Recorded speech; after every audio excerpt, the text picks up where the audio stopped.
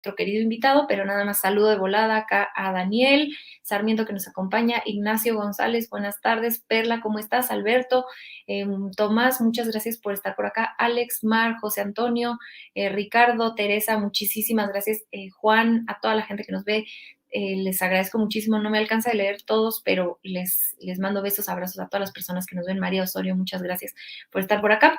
Y si van teniendo preguntas en la marcha, acá nos pueden ir poniendo en el chat y vamos a tratar de acomodar las más preguntas posibles para nuestro invitado. Maricruz nos saluda. Hola Maricruz, hola Tere, hola Julio. Y vamos a tratar de usar de la mejor manera el tiempo para hacerle preguntas a nuestro querido invitado. Pero pues se los presento, le doy la bienvenida. Tengo el grandísimo honor de estar sentada aquí con él porque es un amigo muy querido mío y alguien a quien yo admiro muchísimo. Es Etienne, que es profesor de Ecología Política en University College de Londres. Etienne, ¿cómo estás? Muchas gracias por acompañarnos. Qué honor tenerte en el programa. Hola, ¿qué tal? Gracias por la invitación, Renata, y un saludo a tu auditorio. Muchas gracias. Oye, Tien, pues si quieres empezamos un poco platicándonos. Yo les decía al amable público que nos ve que tú escribiste un texto sobre la reforma energética. ¿Qué cosas de la reforma energética podrían faltar? Tú eres experto en justicia ambiental y quisiera empezar por eso. ¿Qué ves de la reforma energética? ¿Qué te gusta? ¿Y qué crees que pudiera ser algunos puntos importantes que pudiéramos considerar? Primero, nada más quisiera hacer una aclaración. Bueno, efectivamente soy profesor de Ecología Política. Estudio la producción de la justicia y de la injusticia ambiental en América Latina. México es mi país, a pesar de radicar ahora en Inglaterra.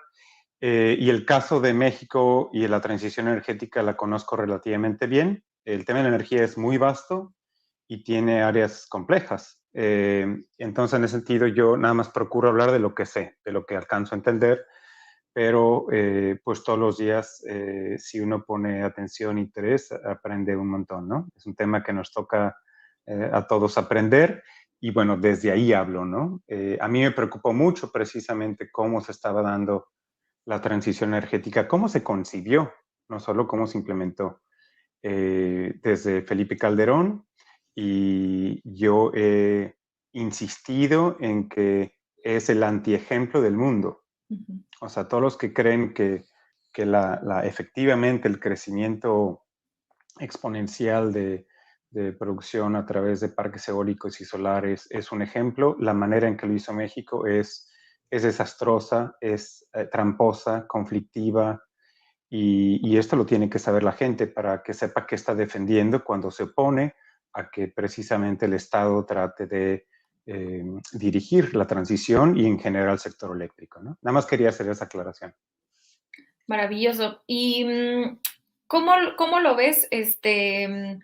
¿Cómo ves la reforma energética? ¿Qué partes mencionas en tu texto? Algunas cosas que te parecen importantes y que te gustan, y hay algunas otras cosas que quisiéramos poner algún acento para que no se dejaran atrás. No sé si nos pudieras hacer un poco de resumen para quien no ha leído el texto, que ahorita, por favor, si nos hacen favor en producción de ponerlo en el chat para que la gente pueda leer Etienne, pero acá pues nos va a hacer en vivo un resumen de su texto, pero igual lo vamos a poner en el chat para que lo puedan leer y compartir con la gente que conocen. Bueno, primero, esta es una reforma al sector eléctrico, ¿no? Y de transición energética en el tema eléctrico sobre todo. No es energética en su conjunto, pero bien se refiere al tema energético. Esta trata, efectivamente, hay quien dice que estamos yendo a medio siglo atrás y estamos no solo mirando al pasado, sino yendo al pasado.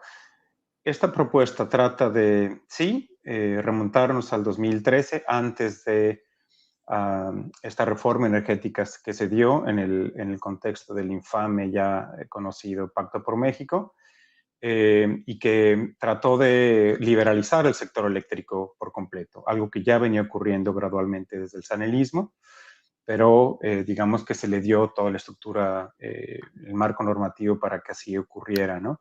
Y a pesar de ello, se cometieron muchísimas operaciones, transacciones, esquemas ilegales, como ha venido ahora dándonos a conocer Andrés Manuel López Obrador y la Comisión Federal, ¿no? Entonces, En esencia, yo creo que aquí no tendría que haber duda. Esta reforma eléctrica busca detener el abuso.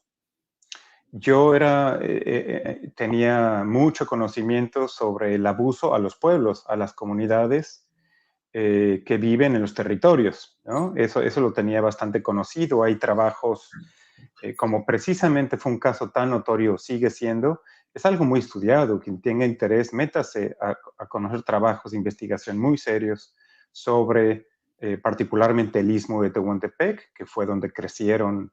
Hay más de 2.000 generadores, es una cosa eh, uh, que debería ser maravillosa, pero fue muy trágica porque ahora tenemos movimientos en contra de la energía renovable precisamente por la manera en que fue implementada, opaca, tramposa, conflictiva, mentirosa y muy abusiva hacia los pueblos.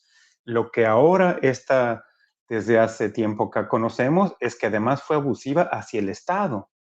O sea, hay una cantidad de formas, modelos, operaciones legales e ilegales que han saqueado al público a niveles de cientos de miles de millones de pesos anuales. Y en esencia, gran parte de la energía más barata la están pagando, lo sabemos, las tiendas Oxxos, los Walmart, toda la industria Bimbo y un montón de otras industrias que hablaremos un momento de reacción de cierto sector ambiental, ni lo mencionan, que son las grandes mineras, que también están recibiendo esta energía, entre comillas, más barata, producida por parques eólicos predominantemente. Entonces, yo no tengo duda, después de haberla leído, después de estudiar lo que puedo estudiar, que esto busca parar el abuso y recuperar como Estado mexicano, a través de la Comisión, la planificación del sector eléctrico. No, como ya se ha aclarado, no pretende ni no va a expropiar ningún activo de las generadoras privadas, absolutamente. Van a tener que trabajar en otras reglas de juego, ¿no? Pero unas reglas donde se privilegie lo público, que no ha ocurrido. Y una de las cosas que, para no entrar demasiado en esos detalles, que sí quiero destacar desde mi punto de vista y de varios, porque soy parte también de algunas redes que han estado tratando de ver de qué manera desde hace años puede el sector social y particularmente los pueblos indígenas ser parte de esta transición energética, que se les tome en cuenta.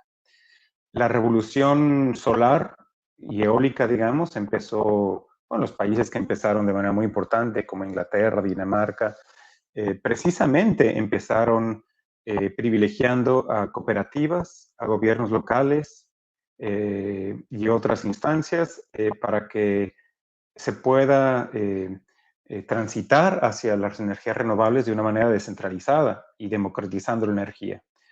Nuevamente, lo que ocurrió en México no tiene absolutamente nada que ver con eso. Ninguna cooperativa en México ha podido tener un parque eólico solar.